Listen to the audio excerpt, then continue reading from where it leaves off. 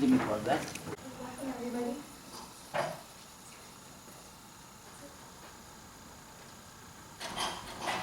Okay, so today Dr. Christopher Chapple will be talking, and he's a Doshi professor of Indic and Vedic theology at Loyola Marymount University.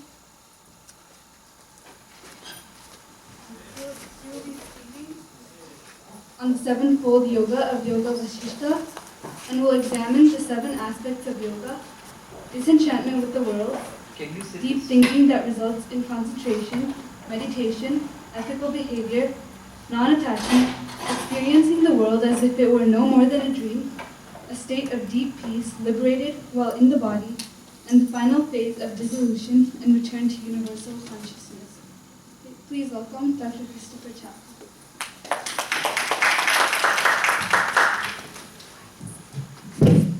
Thank you so much to all of you for being here.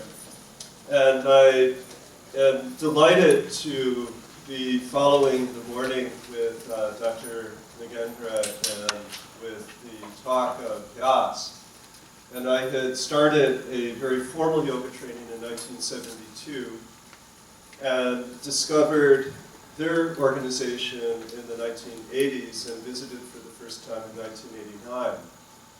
And when I first visited, I was given the good fortune of spending time with Dr. Shastri, who was their spiritual guide in many ways, a retired chemistry professor. And we immediately felt a deep connection because of his abiding interest in a text called the Yoga Vasishtha. And the Yoga Vasishtha was written over a course of many hundred years and reached its current form about 1,000 years ago. And it combines all of the best of Indian spirituality, and it's one of the most exhilarating books to read, either in English summary translation or in Sanskrit language. And I actually wrote my PhD topic on the Yoga Vasishtha. And the verses that I will share with you this morning are from a section of the text that outlines a 7-fold practice of yoga. It is very different from Patanjali. It really assumes that you already understand Patanjali. And it, with just undying enthusiasm, celebrates all that we can become through our life of yoga. And rather than talking about it, what I prefer to do, if I could ask your indulgence, is I want to read from you what we did over a period of some months. Namely, we sat, a group of us, and read in the Sanskrit and translated word by word and came up with various ways to express this exuberant poetry. And I invite you following to look at this new publication called Yoga in Practice, Princeton University Press. It includes the full translation of what I'll share with you this morning, and also my recent book that was just mentioned, Yoga and the Luminist, which includes the full translation and word-by-word analysis of Patanjali's Yoga Sutra. So Sri Ram asks his guru, asks Sage Vasishtha, what constitute the 7 stages of yoga practice? How are the various stages of the yoga to be distinguished? And Vasishtha replies, describing the first stage, which is nivritti, renunciation. He says, listen to the characteristics of 2 types of people. The engaged ones, the pravritti, draw near to heaven. The renouncers, the nivritti, are yearning for liberation. And then rhetorically, Vasishtha asks, what is this thing called nirvana? To me, it is stopping transmigration. By contrast, the one who keeps doing what is to be done stays engaged in the world. However, just as a tortoise withdraws its neck, and just as the ocean's tides fill any available opening, so, after countless births, a person of great discernment is born. And he's really talking about the inevitability of our spirituality. Such a person says, "Alas, I have had enough of the samsara caused by this weakness of mind. How can I live another day driven by these stale karmas?" And then the question is asked, what would be the highest method to release from pain? What actions would lead to this superior liberation? The renouncer, the Nivriti, asks these ultimate questions and more. Having experienced this dispassion, how will I cross over the ocean of samsara? Indeed, this is the highest thought. From it arises devotion to truth. Having drawn into oneself due to dispassion, that is, viraga, one experiences fragrance-filled meditations, an uplift of one's actions within the realm of forms, moving forward with joy every day. The one who continually questions the stupid actions of people does not condemn their faults, but performs virtuous actions by way of counterexample. This person's mind is wary of busy tasks. This person performs only mild actions, is continually on guard against sin, and looks away from shallow pleasures. This person, the person of Nivriti, the person of the first stage, speaks delightful and affectionate words, nurturing and leading to love appropriate to time and place. Such a person has accomplished the first bhumika, the first stage of yoga, and serves wise people in thought, deed, and word. Stage 2, deep thinking, vicharana. Then one is led forward and seeks out the knowledge of the scriptures. This person will become a deep thinker, a vicharana, and move in the direction of deliverance from samsara. There's more seats up toward the front. Come on up. If folks can just move into the middle, please, that would make it easier for the folks who are just arriving. Less disruption.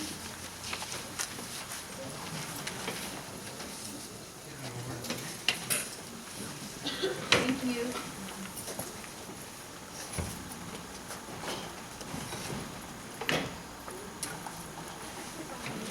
It is said that this person, the vichara, the deep thinker, has already attained the first stage of nivriti.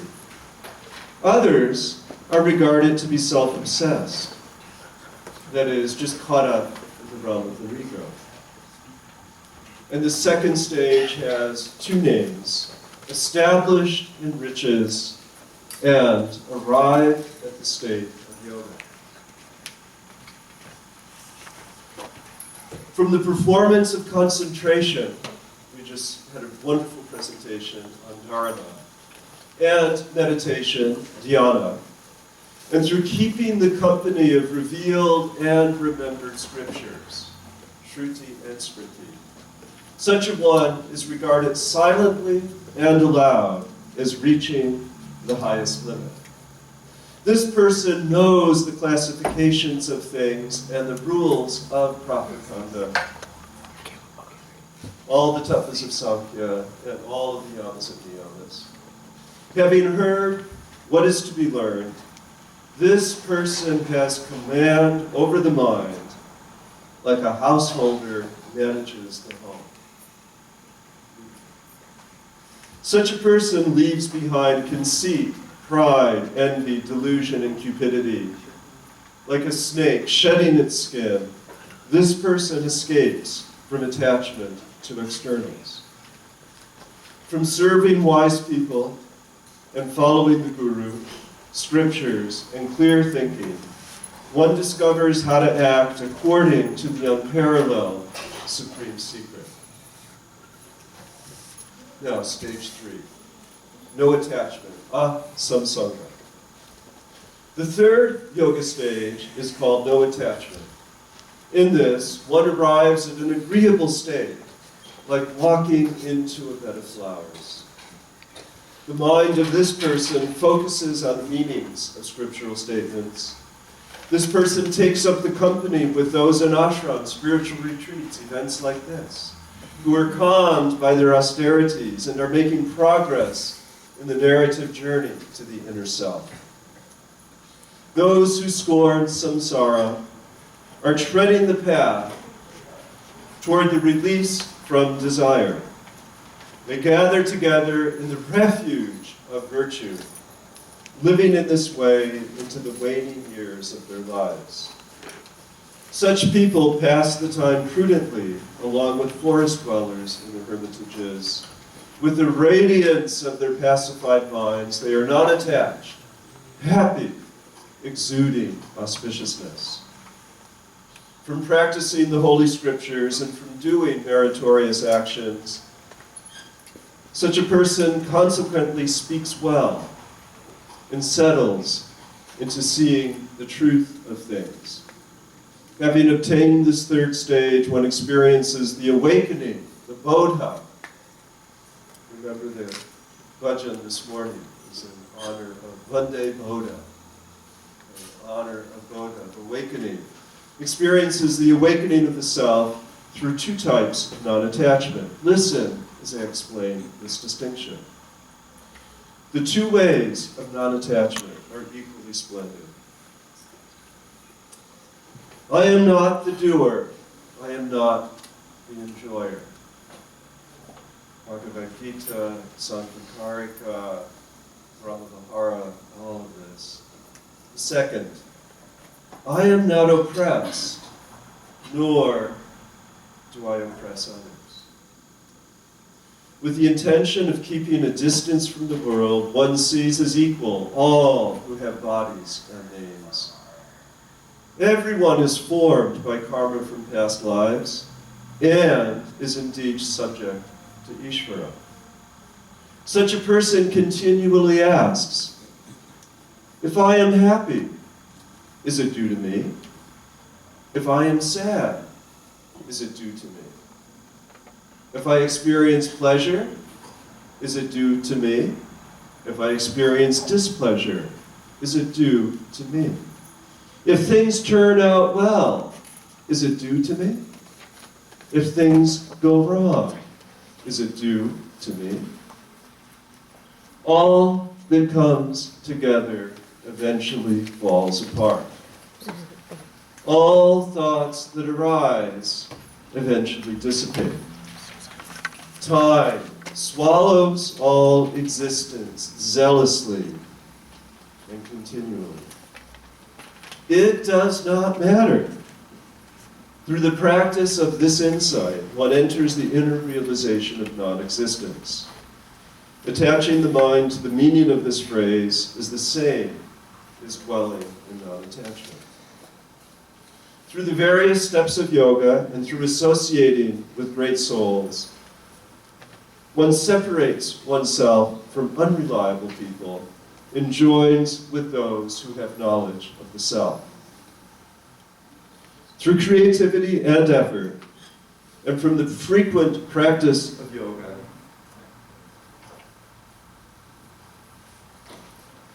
one arrives and lives the life of a spotless doer, living at a place of firm meaning. In the core understanding of the highest purpose, one crosses the ocean of samsara. I am not the doer. Ishvara is the doer, but deeds belong to Prakriti. Having indeed accomplished this highest state of transcendence, one penetrates the meaning of all words. One sits like a sage in peace. This is said to be the best non-attachment. This state is neither inside nor outside, not below nor above, nor in the quarters nor in the sky.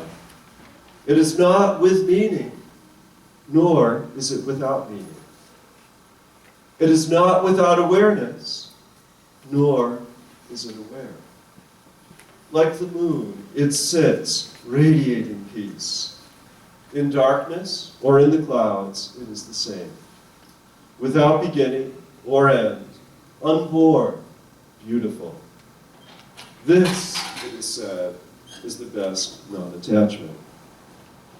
Delight, contentment, and joy are caused by the spotless blossom of non-attachment. Conscious thought, though at first like a lotus, can start to cling and contract into a necklace of obstacles. As the lotus of discernment rises up inside, it bursts like a flash of lightning in one's thoughts. Non-attachment to the fruits is the third stage of yoga. Now we get a recap of first discernment, or disaffection, discernment, and non-attachment. By performing yoga through accumulated purity and by the storehouse of one's good deeds, one arrives at the mysteriously fortuitous first stage. The guardian mothers say, this stage is like a tender sprout. The waters of discernment must be diligently sprinkled on it to protect and nourish it. By this gift, one becomes brilliant. Then, through deep thinking, the second phase, vicharana, one would be guided upward, just as a gardener tends to his seedlings diligently every day. By holding on to this inner strength indeed, one sets in motion an inexhaustible commitment. From effort at the second stage, vichara, one reaches the third stage, asansanga, non-attachment. The person at this stage shuns all remaining things and dissolves all thought. So then Sri Ram asks the sage Vasishta, what would be the destiny of those whose actions are vile, who are born in wicked families and are confused, who would not take up the company of yogins? What path, O Bhagavan, will those follow who have failed to attain the first, second, or third stage at the time of death? Vasishta said, samsara is bestowed on the one who is deluded and taken by foolishness. The consequence is hundreds of random births. But possibly, freedom from passion will arise through association with the holy ones. In this freedom from passion, a person inevitably rises up to at least one of these stages. The undying optimism of this text is so inspiring. Thus, it is agreed upon in the scriptures that samsara can be ended. The living being can be released from the body by attaining a stage of yoga. Through following the stages of yoga, one basks in the benefits of past happy deeds, as if one were riding in the chariot of the gods in the presence of those souls who protect the world. It is as if one were dwelling in the fragrant groves on Mount Meru, delighting in the company of a beautiful friend.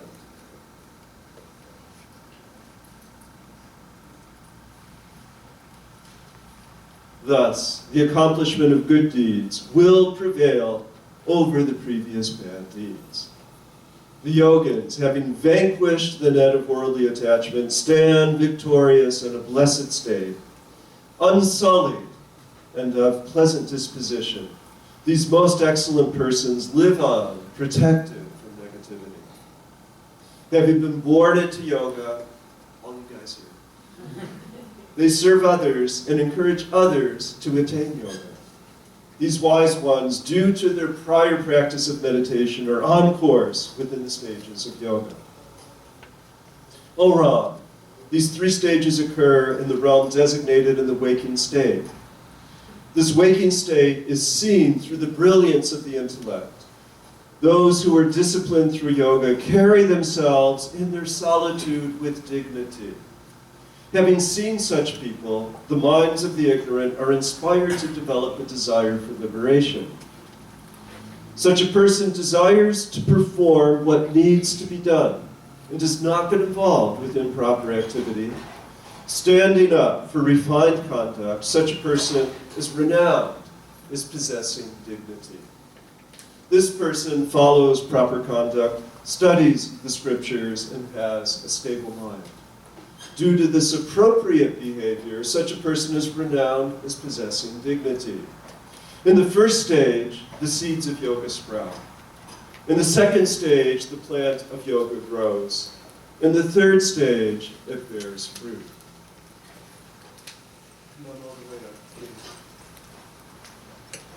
This is the unfolding dignity of yogis.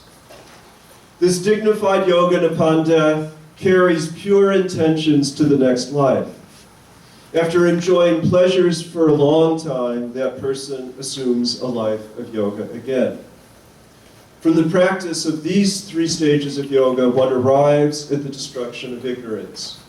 Singular knowledge arises in the mind like the splendor of the full moon rising.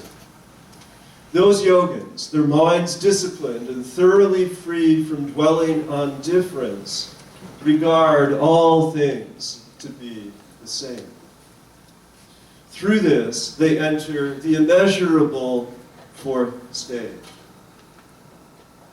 Standing in the non-dual vision, with all thoughts of duality put to rest, the yogins see this world as if it were a dream. Through this, they enter the immeasurable fourth stage. The three first stages of renunciation, deep thinking, and non-attachment take place in waking life. In the fourth stage, things are seen as if they are dreams, falling away like the leaves of autumn. Things gradually fade away as if into oblivion. Having arrived at the fifth stage, one is at the end of the remaining existence. At this fifth stage, one reaches the level that is called sleep. That person stands in a state of utter non-dualism, Advaita Matra, each part in perfect peace. The appearance of dualism drops away, and one awakens into inner joy. In this fifth stage of deep sleep, Sushupta, one's countenance takes on an inward stability, transcending external concerns. One achieves eternal, abundant peace through this. And I love this image. One is perceived as if one were a sleeping owl.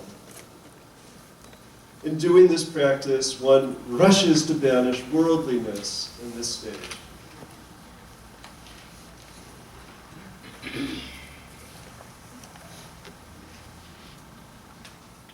The sixth stage is another name for the soul as it traverses these steps. All form is seen as neither non-existent nor existent. One obtains action neither with an ego nor without an ego. In solitude, with thoughts diminished, one dwells in a state released from oneness or two-ness. With the knots of karma untied, one finds peace in the body, living as a liberated soul. Standing neither in nirvana nor not in nirvana, one shines brightly, outwardly free, inwardly free, free like the piece of sky in a jar. Full on the outside, full on the inside, as full as a jar overflowing with water. This person seems highly accomplished, but also seems like nothing special. Having dwelt in the sixth stage, one then attains the seventh stage. That is called liberated, freed from the body. This is the seventh stage of yoga. peaceful beyond words. This state is beyond the horizon of the earth. By some, it is called Shiva. By others, it is referred to as Brahma. By some, it is determined to be female. Others call it male. Thought of in so many ways, at the core of things, it is to be thought of as the true self. How can this eternal, indescribable consciousness be described? Speechless, Vasishtha merely ends this whole chapter by stating, its attainment has been spoken of in 7 stages by me to you, O Ram. Namaste.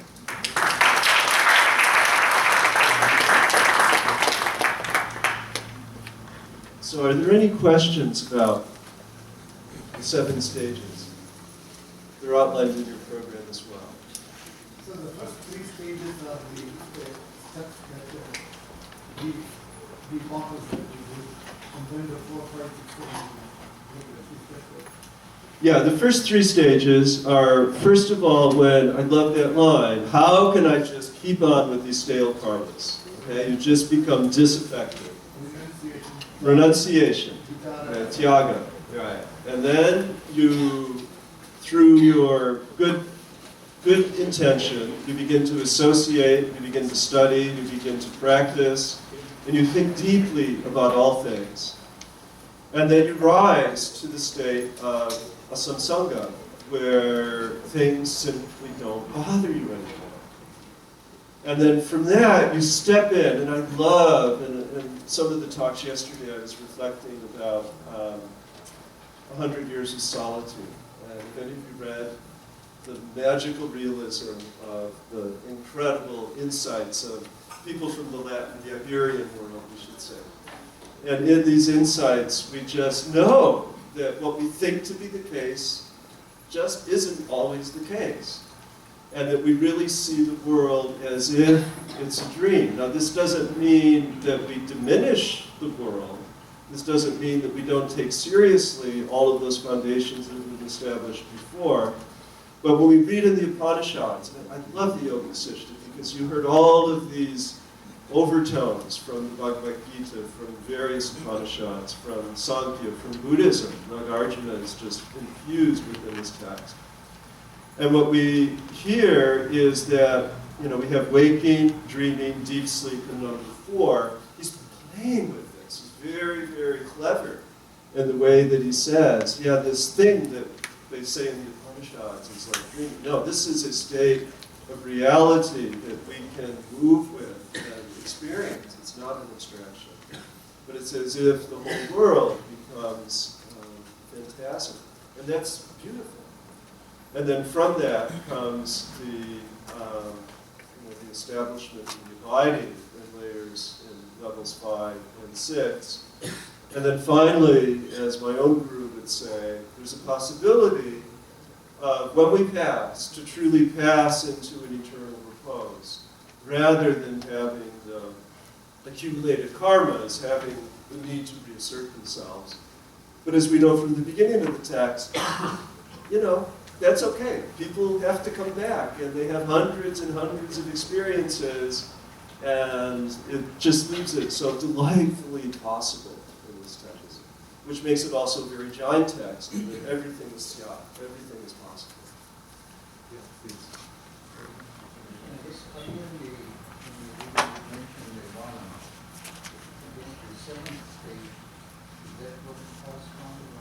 You know, this is the beauty of the Yoga Vasishtha, because the first stage is called Nivritti, and the entry point for Nirvana is this a sense of disaffection, positive sense of disaffection. So in terms of the teleology, the end goal of this text, the end goal is found in every one of those 7 stages. The end goal is found with that initial moment of entering the spirit of questioning. That's the most beautiful interrogative moment that one could experience, and in that there's a certain fulfillment. And certainly the enduring practice of yoga requires that second phase of being in like-minded company, of hearing again and again what it is that we know yoga to be, and then that idea that we aren't going to get all upset about stuff, as well as our ability to abide and also be a model to others. So I think nirvana, as he said, you're neither in nirvana nor you're not in nirvana. That this is a text that celebrates life. And again, this became the major resource for Kashmir Shaivism, which is really the concatenation of Buddhist insight with Advaita Vedanta insight. And of course, yoga is required for all of it. Okay. Thank you very much.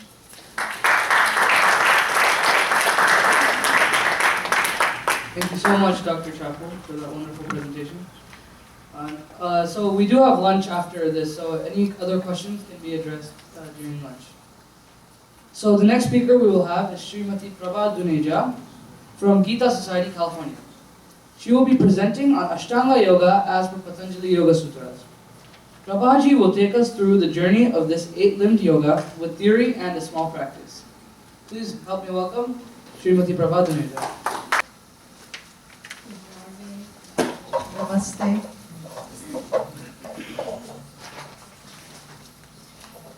My dear brothers and sisters, yogis and yogins, I'm really honored to be a part of this great celebration today and share my understanding of Patanjali Ashtanga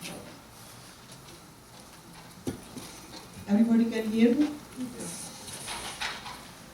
The word yoga has been derived from the root Sanskrit word yuj, meaning to combine or join together the mind, body, and spirit in order to have a union, communion, and communication with our higher self, with the inner self, the soul, the God.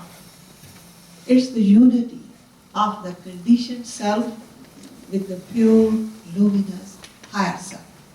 It is the communion of the human soul with the Supreme Soul. Yogic discipline is a systematic practice of exploring the inner dimensions of our personality and eventually being introduced to our own self with other people in society and with nature.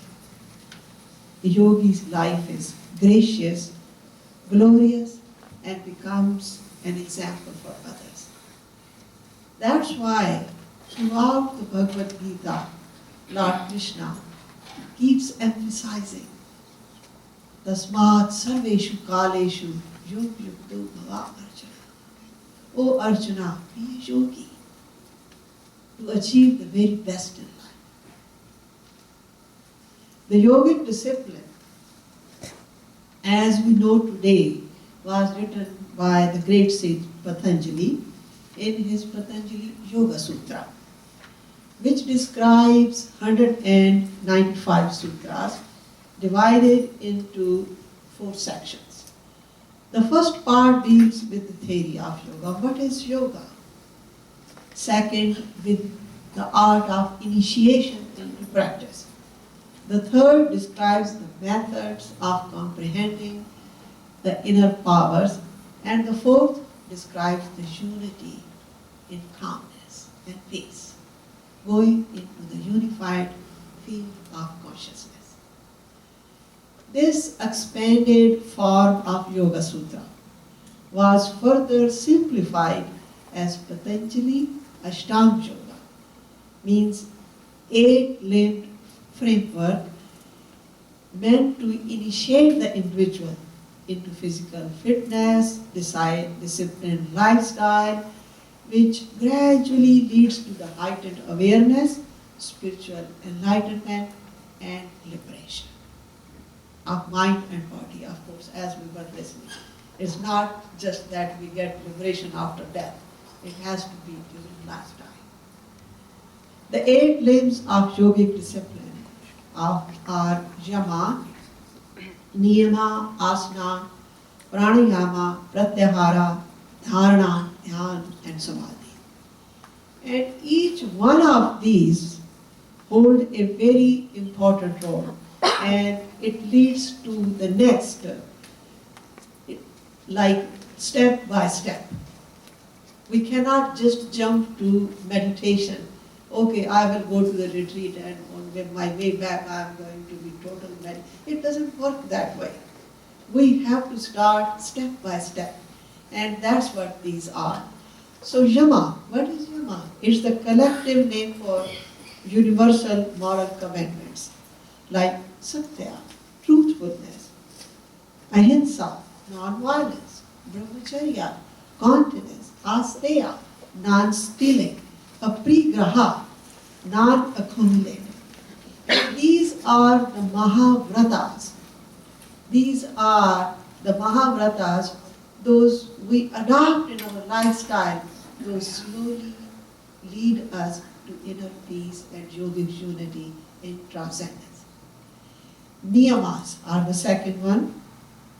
Niyamas are the rules, the spiritual practices for inner growth and for the purification of mind and body, such as shaucha, internal and external cleanliness, santosha, contentment, tapas, austerities.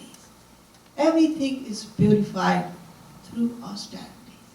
It's very important. Swadhyaya.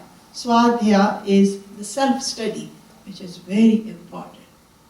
It's very important to give 5 minutes, 10 minutes every day. Who I am, why I am here, where I went wrong, how can I improve the quality of life? And in silence, we get the answer. And that leads to yogic unity in transcendence. And after that is Ishwar Pranidhana, that is surrender to the will of God. That's what whole Bhagavad Gita is. Towards the end, Arjuna finds out it's the will of God that prevails at the heart of entire creation. Keep making effort, stay aligned with the source. You will get guidance. So anybody who is disciplined about all that, his lifestyle becomes very synchronized, and for him, meditative unity comes very easy. Next limb of Ashtanga Yoga is asana, the physical exercises, which is a very, very important part of the sacred science. Some people just think that yoga practice is only a bunch of exercises with music, jumping here and there. That's not it. That's only a small fraction of the total yogic framework, which is meant to achieve alignment of mind and body. Yogic exercises are, of course, very helpful for the proper functioning of nervous system and concentration and good health.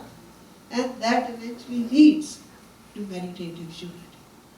Also, there are some mudras, the fixed positions, where we lock the energy at a certain point and then release as needed. That also gives a lot of concentration and it gives a lot of inner strength to the body. Then the next one is pranayama, very, very important. Pranayama is a combination of two words. Prana, the life force, and ayama means conscious control of breath. It is a rhythmic art of puraka, inhalation, kumbhaka, retention, rechaka, exhalation.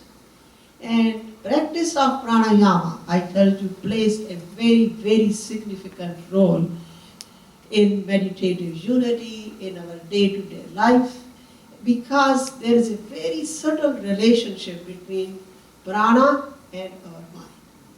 So in order to be peaceful in our day-to-day activity, really it's very, very important to practice pranayama.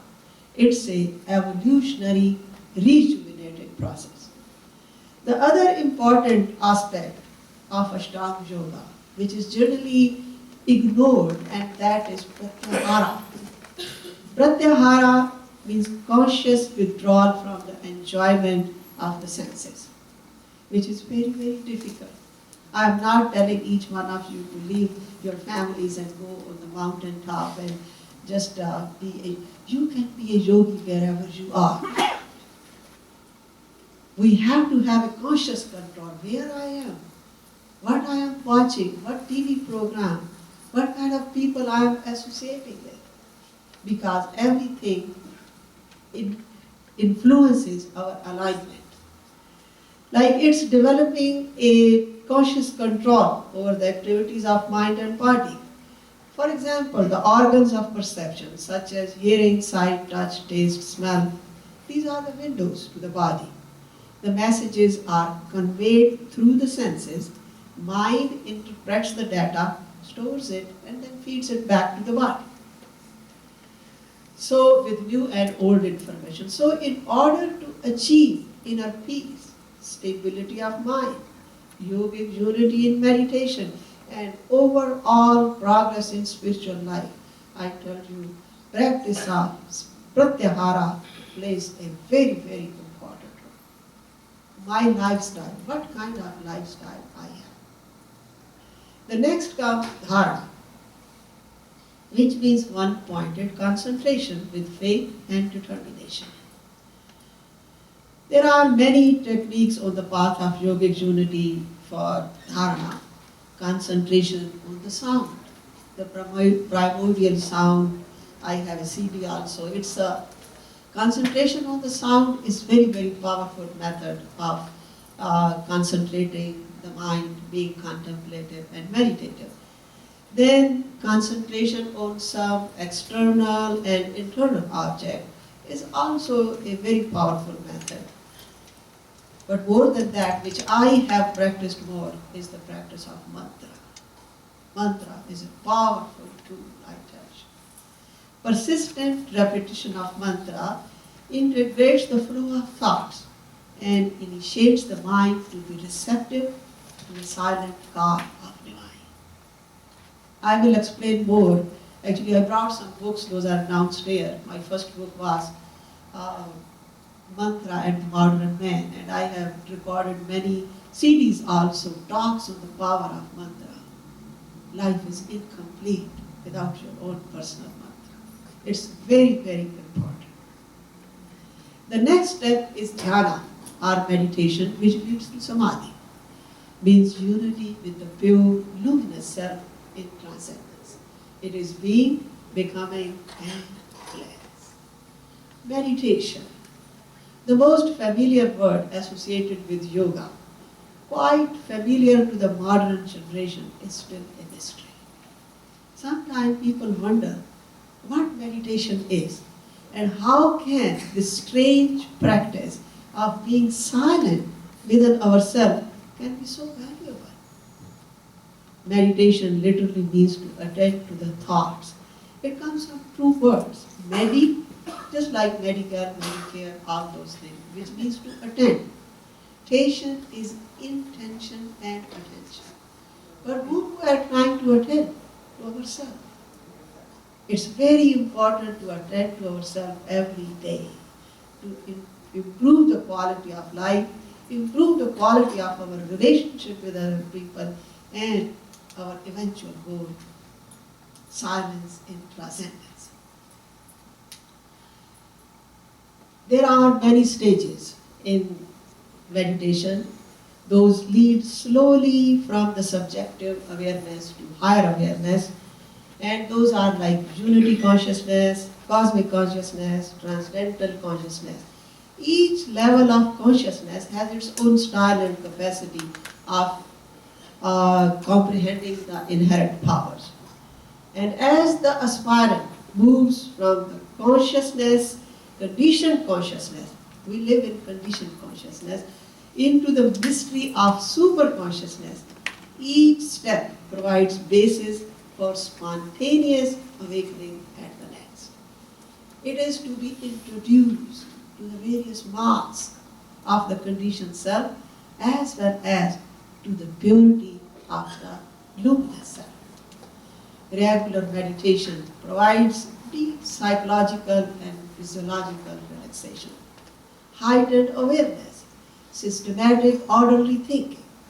It improves our intellectual abilities, memory comprehension, emotional and physical coordination, and our relationship with other people. And also, regular meditation. With regular meditation, we can access the software of the soul, which is our subtle body, and which helps us to download the information from the previous lives or this life, and just to be aware of our dormant energies. In silence, we are introduced to the secret codes of our programmed life. Each one of us live a very programmed life. I tell you. If you watch yourself, each moment is programmed. So it allows us to be a witness of that. It allows us to learn more about ourselves, become alert about the activities of mind and the way we evolve with other people. Self-observation in meditation helps to renounce the addictive habits. I know somebody, I had been telling them to stop smoking. He had been smoking for 40 years. Every time he visited our home, and he would say, well, I'm going for 5 minutes, and I knew what he was going to do. He has to smoke outside.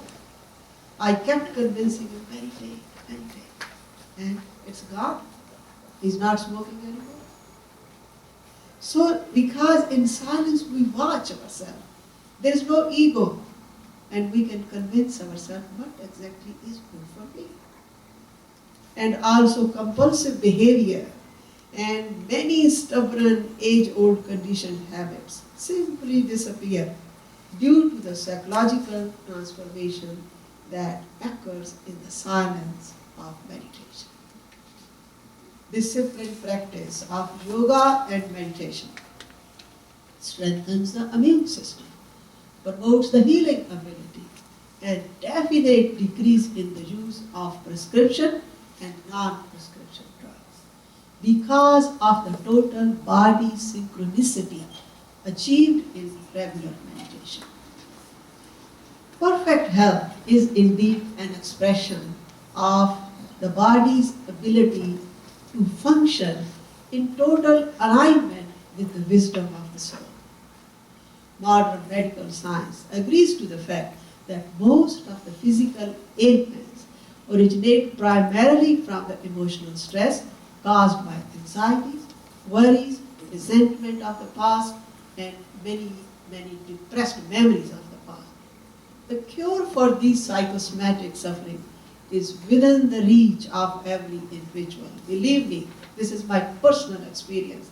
Only if we learn to follow the bliss. Follow the bliss. Listen to yourself. The great teacher is within you. We live under the false impression that healing is in the hands of only doctors and therapists. We often forget our own healing ability, which comes from the wisdom of our own body. It's a fact that sustained healing takes place with the proper guidance of the doctor, of course, and with our own inner healer. And you can access that healer in meditation, in yoga. According to the modern medical studies, this is on average, in waking consciousness, the brain waves of a person when measured in EEG are most commonly in beta frequency. The pattern is very random and incoherent. The parts of the brain showing different wavelengths. One person, it used to be, if you watch yourself, there are many, just like, I have done a lot of recording. I know how many tracks are falling into one thing. The same thing with us. When we sit, many tracks are falling. So this is journally, this is a journal, everyday things. You are driving. Too many other things are coming. Oh my God, this is a chaos thing. But in meditation, as the person moves into the deeper layers of consciousness, I tell you the pattern starts changing. It's a fact. The brain waves are more coherent, orderly, and normally in alpha frequency, quite characteristic of relaxation, peace, and harmony. And in some cases, even the theta waves have been noticed, indicating a deeper calmness beyond alpha, and the pattern is very synchronous.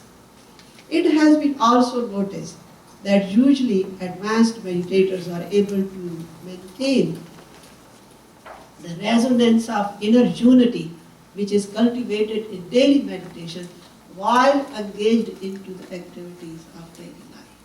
There is a serene calmness prevails all around them.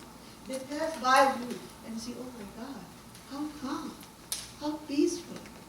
They know how to carry that. There is a calmness in their conversation. And in journal, meditators are able to lock the resonant field of brain with the resonant field of heart to create total body coherence, total body alignment, total body synchronicity of mind, body, and spirit. When every cell in body becomes tuned, that's a joy. Experience it. When you accelerate in the joy of inner alignment, every cell in body becomes tuned to the sound of primordial nada and the guidance of the higher self and the silent God of the divine. Who I am, why I am here, what can I contribute to this world? Now coming to the meditation techniques. As I explained earlier, yoga and meditation are not separate. Regular practice of yoga gradually leads to yogic unity in transcendence. According to Patanjali Ashtanga Yoga, the recommended posture for meditation requires, of course, the proper alliance of lower back, neck, and shoulder.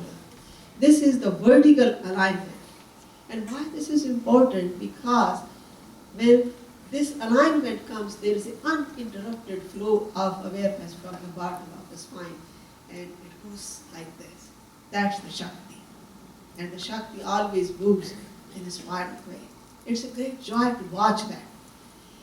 And most of the techniques used by yogis, saints, and seers, they follow the similar guidelines, such as tuning the mind to the rhythms of the breath as it moves in and out, and simply witnessing the thoughts as they go by.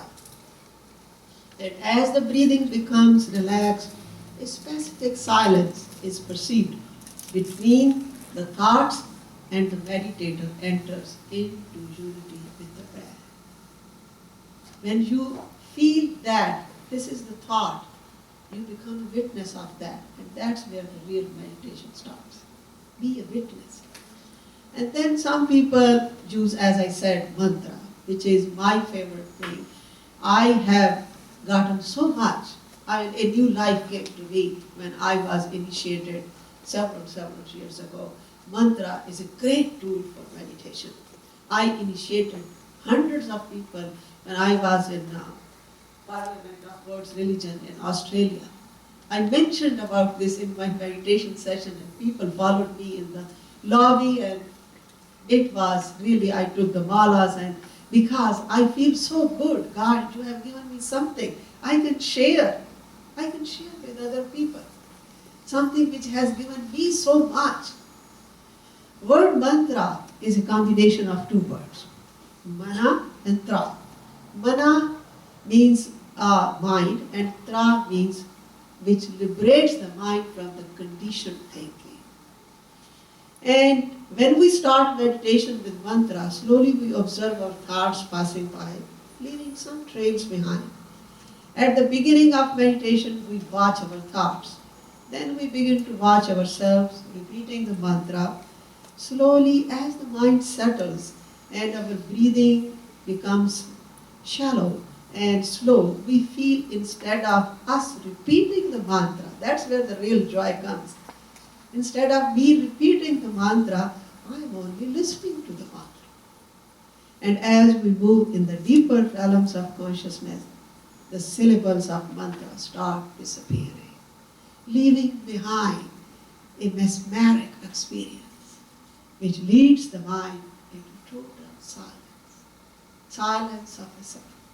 You feel so good about yourself. And meditation with the primordial sound of Om has been also highly glorified. Om is the mystic syllable which we call Brahmanada, which was heard by the Vedic sages in the beginning of creation with unity in transcendence. So in the beginning, you just listen to the sound, and as the melody moves in the deeper layer within the consciousness, the beat of our heart and the sound of Om, they start merging with each other. Gradually, as the mind joins the sound, the mind, away from all the other activities, just joins the sound and accelerates in spiritual ecstasy. A specific silence is perceived between the two successive syllables. Slowly, we become unaware of the sound and unaware of the breath, and gently enter into the unified field of consciousness. Although in the beginning, the unity with the source is for a very short time, but as the meditation period becomes more relaxed and the silence extends longer and longer, and the meditation period becomes long, effortless, and very enjoyable. This reminds me some beautiful lines by Tagore. He says, open the inner door of the shrine, light the candle. Let's meet there in silence. Thank you.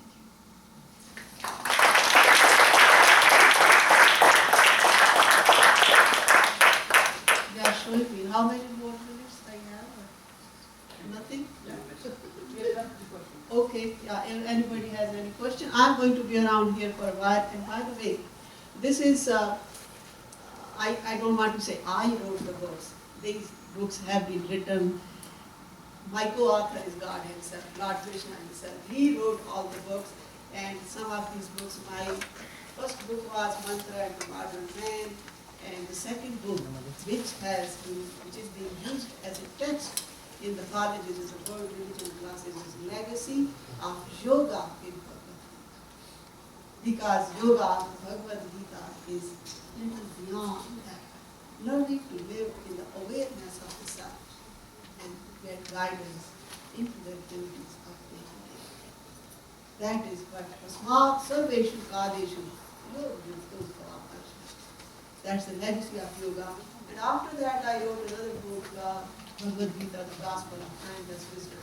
This book was released in HEMC 2 weeks ago, that big conference which was there.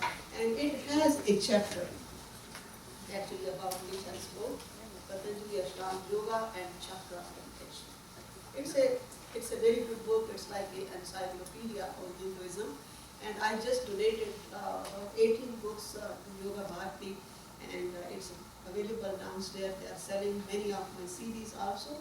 So make it small donation to them.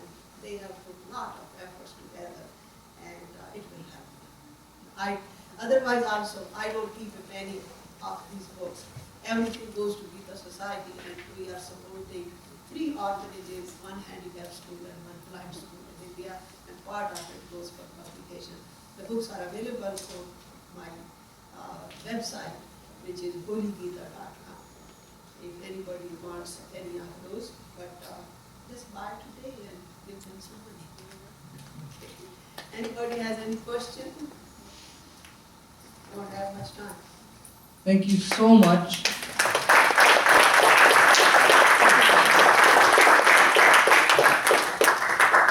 Please do go to the East-West bookstore downstairs. I'm sure many of the books are being sold. Please support all these writers. So go check out the bookstores and Yoga Bharati bookstore as well.